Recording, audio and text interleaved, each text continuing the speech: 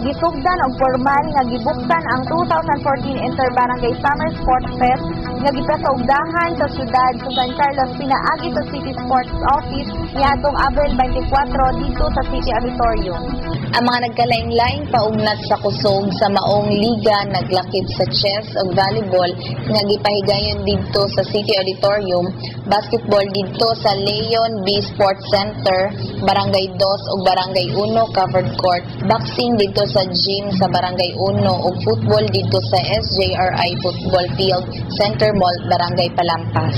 Usa gibuksan ang torneo sa mga dula, ang City Sports Office mipili og Muse pinaagi sa Muse competition gikan sa mga team sa nagkalaing-laing barangay ug ang napili nga Muse alang sa Inter-Barangay Summer Sports Fest 2014 mao si Waneli Ann Binua gikan sa Barangay 5. Si SP member Criston Carmona maoy nagdeklarar sa opisyal nga pagbukas sa maong Sport Fest.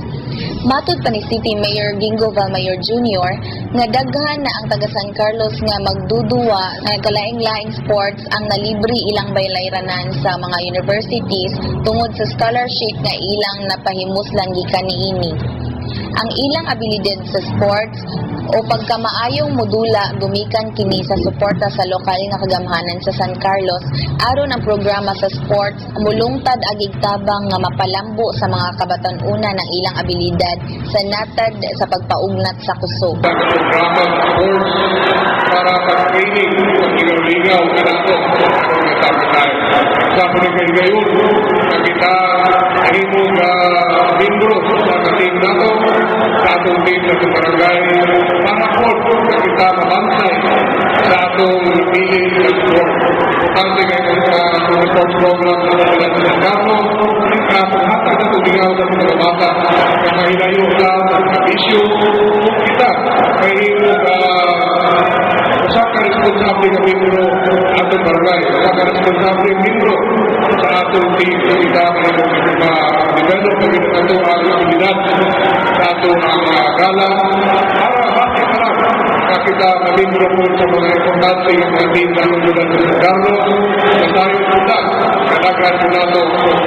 sabi na yun na nag-apin sa atong sport program sa mga eskwelahan na naabot po sa team nato sa provincial uban sa regional na uban abot pagkanin rin nakala po nato ang mga athlete sa San Carlos na nakakaimulos sa ilang abilidad sa sports sa landanin ng mga scholarship program na ginahatag sa mga national universidad para po na kita